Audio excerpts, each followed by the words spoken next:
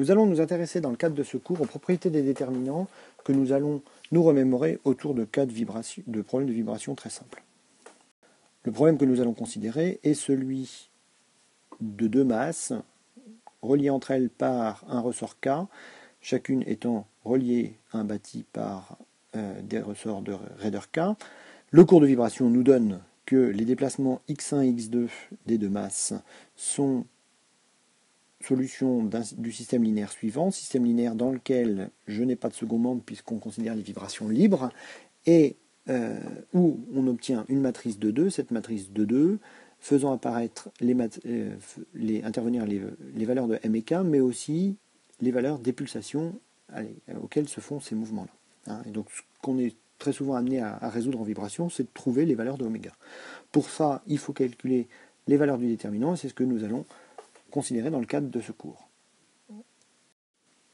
On va donc calculer le déterminant de la matrice en utilisant la formule classique. Alors je vais commencer par écrire la matrice.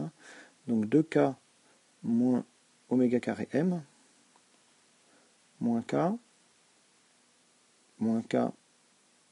2K moins oméga carré M. Et donc on a une matrice de 2. Cette matrice de 2, la formule du déterminant étant je multiplie ce coefficient-là par celui-là et je retranche le produit de celui-là par celui-là. Ce qui, en pratique, nous donne 2K moins oméga carré M au carré. Donc là, c'est bien le produit des deux coefficients diagonaux auquel je viens retirer moins K le tout au carré. Donc moins K au carré. Donc en développant, j'obtiens que ça c'est égal à 4K carré moins 4K oméga carré M plus oméga 4 M carré moins K au carré. Et je peux simplifier ce résultat puisque j'ai 4K au carré ici et moins K là. Je peux donc par rapport à ça, remplacer le 4 ici et lui mettre un 3. Donc la valeur du déterminant est égale à 3K carré moins 4K oméga carré M plus M carré oméga 4. Le déterminant est ce qu'on appelle une forme n linéaire alternée. Qu'est-ce que ça veut dire en pratique ? En pratique, ça veut dire que si vous multipliez une ligne ou une colonne, d'ailleurs par une constante alpha, votre déterminant est lui-même multiplié par cette même constante alpha. Alors, à titre d'exemple, on va diviser les deux équations précédentes par m.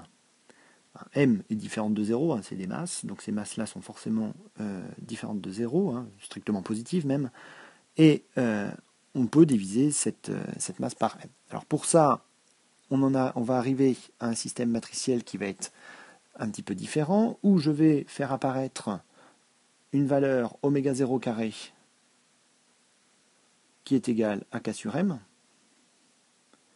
et mon problème va donc être égal à 2 oméga 0 carré moins oméga carré, moins oméga 0 carré, moins oméga 0 carré, et 2 oméga 0 carré moins oméga carré.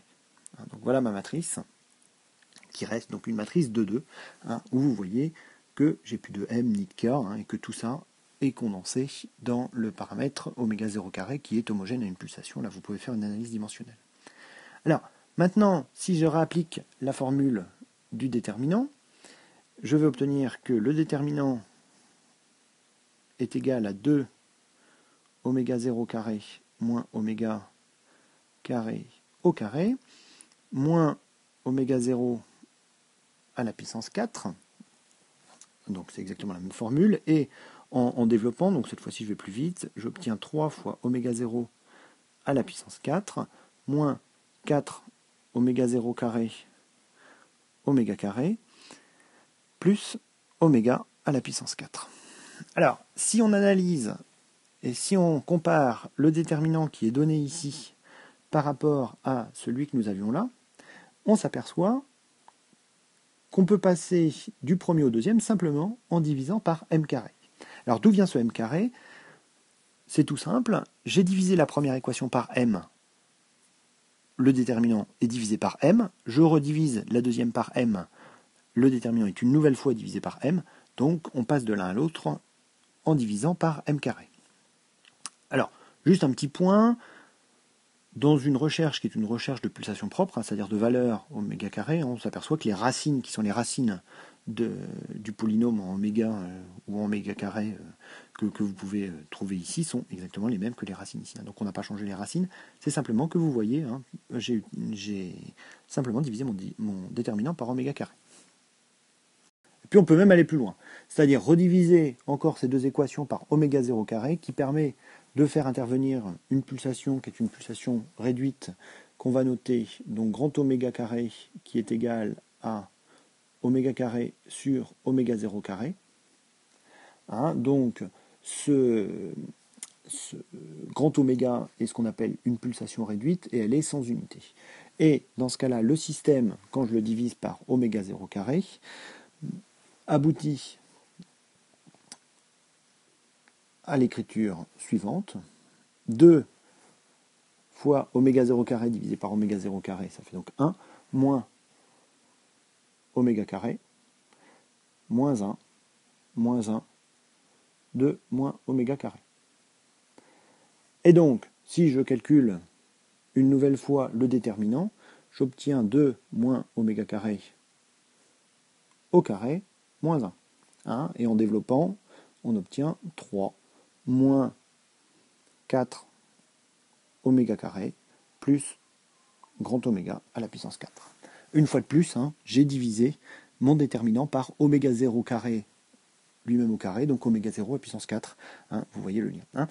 Alors ça, on illustrait ici les propriétés qui étaient les propriétés de linéarité du déterminant. Ce qu'il faut aussi voir en pratique, ce qui est très souvent quelque chose qu'il faut faire le plus possible, c'est on essaye de simplifier le problème en faisant apparaître des paramètres réduits et ainsi de suite, ou des équations normalisées. Bon, mais ça, c'est des astuces qui sont des astuces de calcul. Essayez toujours d'écrire vos systèmes de la manière la plus simple possible. Les déterminants ont une autre propriété, qui est que si vous permutez deux lignes ou deux colonnes, vous multipliez le déterminant par moins 1.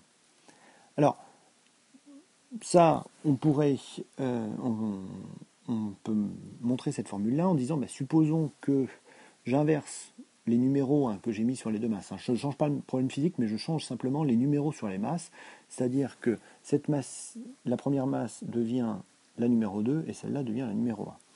Ça revient à quoi ? Ça revient à échanger dans le système qui est le système qu'on a ici, le x1 avec le x2. Quand on change ces deux paramètres, les deux valeurs dans le vecteur, ça revient à intervertir les deux colonnes. Et donc, si je travaille à l'aide de mes pulsations réduites, mon système devient cette fois-ci moins 1, 2 moins oméga carré,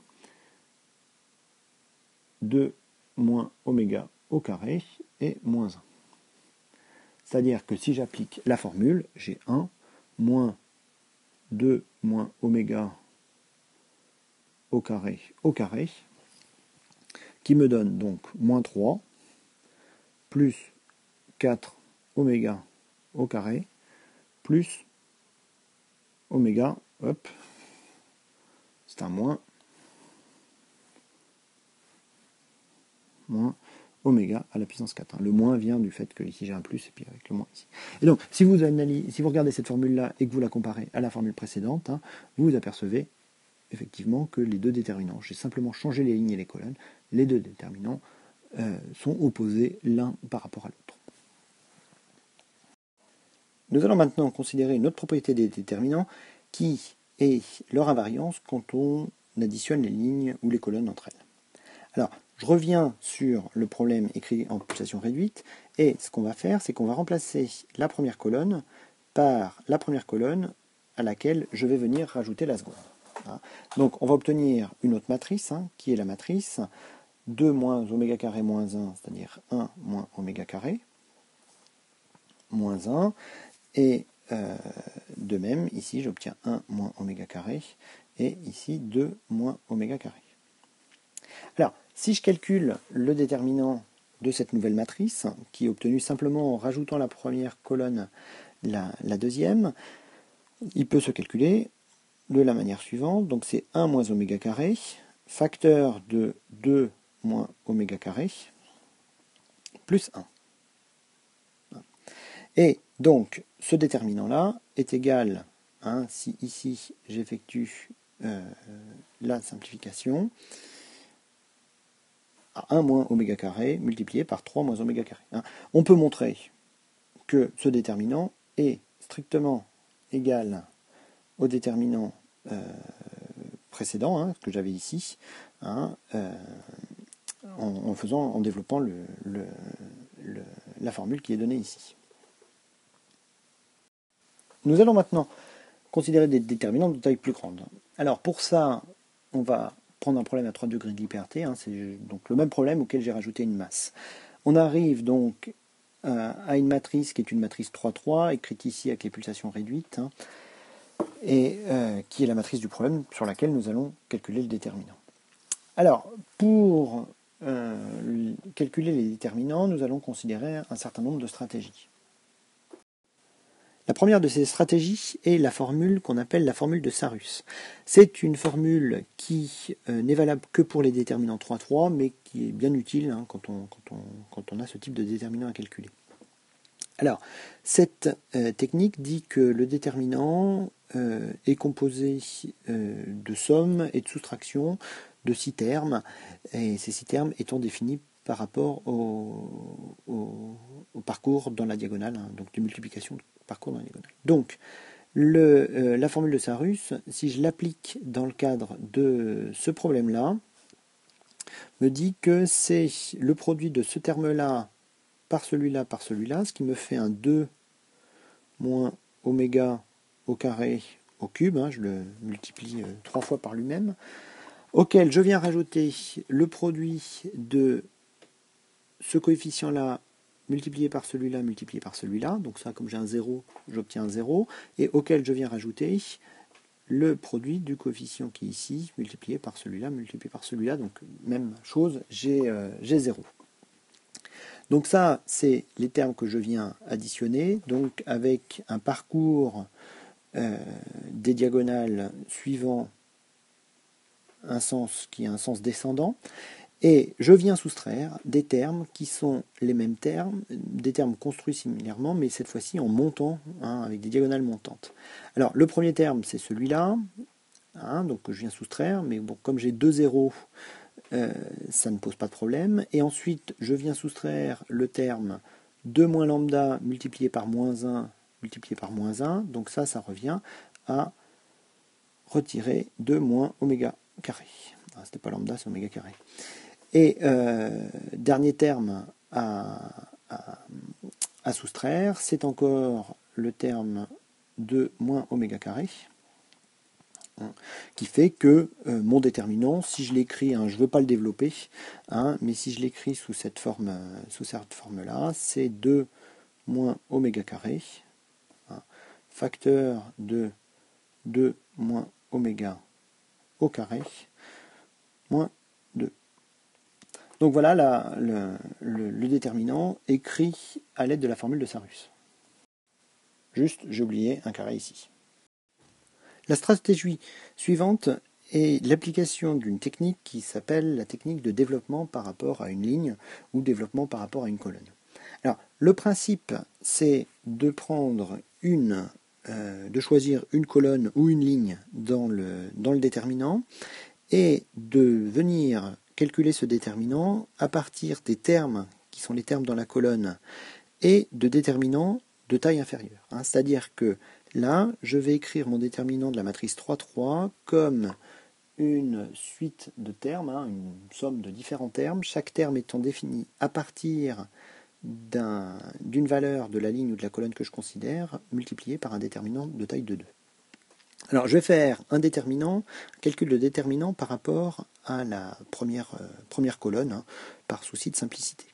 Alors, cette formule-là me dit que mon déterminant va s'écrire donc sous la forme de termes successifs, le premier terme étant défini comme moins 1 à la puissance le numéro de ligne et le numéro de colonne du terme que je considère. C'est-à-dire que si je fais un développement par rapport à la première colonne, le premier terme que je vais construire va être le terme par rapport au facteur 2 oméga carré, qui est la première ligne et la première colonne, et donc j'obtiens 1 plus 1, donc moins 1 à la puissance 1 plus 1, ça va simplement être égal à 1, donc ça je vais le retirer.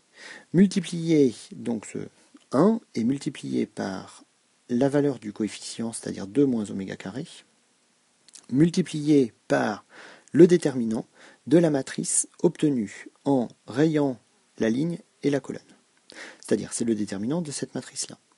Déterminant de la matrice, 2 moins oméga carré, moins 1,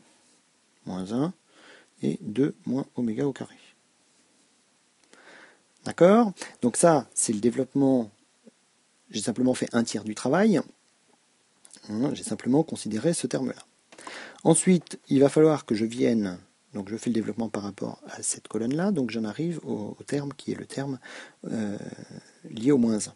Donc le moins 1, je vais avoir beaucoup de moins 1 maintenant. J'ai d'une part, donc je viens rajouter moins 1 à la puissance. Alors, moins 1 à la puissance i plus j, i vaut 2 et j vaut 1, donc j'obtiens un 3, donc le moins 1 est un vrai moins 1, qui lui-même est multiplié par le moins 1 venant du coefficient, donc je multiplie par moins 1, et puis je vais tout effacer, parce que moins 1 par moins 1 ça fait 1, et le seul terme qui me reste est le déterminant de la matrice que j'obtiens en rayant cette ligne et cette colonne, c'est-à-dire le déterminant moins 1, 0, moins 1, 2 moins oméga au carré. Et donc, maintenant, il ne me reste plus qu'à effectuer le calcul. J'obtiens donc 2 moins oméga au carré, facteur du déterminant donc qui est donné ici, c'est-à-dire 2 moins oméga carré au carré moins 1, plus moins 1 multiplié par 2 moins oméga carré, alors simplement moins 2 moins oméga au carré. D'accord? Et si je factorise par 2 moins oméga carré, j'obtiens donc bien la formule 2 moins oméga au carré, facteur de 2 moins oméga au carré, le tout au carré, moins 1, moins 1, donc moins 2. Je suis bien retombé sur la formule qui est la formule que j'avais précédemment. Je voudrais terminer ce cours sur les déterminants par un petit clin d'œil physique. Alors, on revient sur le système, et ce système-là, on va supprimer les deux ressorts qui sont aux deux extrémités. Donc, on a donc toujours les trois masses, mais cette fois-ci, on n'a plus que deux ressorts, et ce système admet ce qu'on appelle un mode de corps rigide, c'est-à-dire un mouvement d'ensemble, et ce mouvement d'ensemble est associé à une pulsation oméga qui est égale à 0. Alors, si on essaye de déterminer ça et puis de s'en rendre compte par le calcul, on peut revenir sur le problème qui est le problème précédent, qui va s'écrire donc cette fois-ci sous la forme, j'ai plus 2 moins oméga 0, bon, d'une part 2 moins oméga carré, d'une part oméga vaut 0, mais en plus mon 2 qui venait des deux ressorts, en fait cette fois-ci n'est plus égal qu'à 1. Le moins 1 ici ne change pas, moins 1, 2, moins 1 et 1. Ici j'ai un 0 et là j'ai un 0. Donc on a un problème identique à celui-là, sauf que vous voyez que ici mon 2 s'est transformé en 1 puisque j'ai supprimé un ressort. Même chose ici, et puis mon oméga vaut 0. Donc cette matrice-là, on peut calculer son déterminant, et son déterminant est égal à 0. Alors, on peut appliquer les formules qu'on a vues précédemment, et on va obtenir que le déterminant de cette matrice-là est égal à 0. On peut néanmoins le montrer un petit peu différemment en appliquant les techniques que j'ai expliquées précédemment. Alors, la première chose pourrait être de dire, on a vu tout à l'heure que si on additionnait des lignes et des colonnes, des lignes ou des colonnes, hein, on ne changeait pas le déterminant. Alors, la première colonne, là, qui est cette colonne-là, je vais lui ajouter la deuxième colonne et je vais aussi lui ajouter la troisième colonne. Donc là, on arrive sur une autre matrice qui est la matrice 1 moins 1, c'est-à-dire 0, moins 1 plus 2 moins 1, ça fait donc 0, et ensuite 0 moins 1 plus 1, ça me fait 0. Puis ici, moins 1, 2, moins 1, 0, moins 1, les deux dernières colonnes restent inchangées. Et bien vous voyez que ici, j'ai un 0. Si je développe par rapport à cette colonne-là, j'obtiens directement que le déterminant est égal à 0. Hein. Donc vous avez vu ici qu'en faisant des bonnes combinaisons de lignes et de colonnes, je peux directement montrer que le déterminant est égal à 0 et de manière, on va dire, relativement directe. Donc c'est là où il faut un petit peu, quand on veut faire des calculs de déterminants, il faut essayer un petit peu de combiner toutes ces techniques-là de telle sorte à rendre le calcul le plus facile possible. Voilà donc qui conclut le cours sur les déterminants. Je vous remercie de votre attention.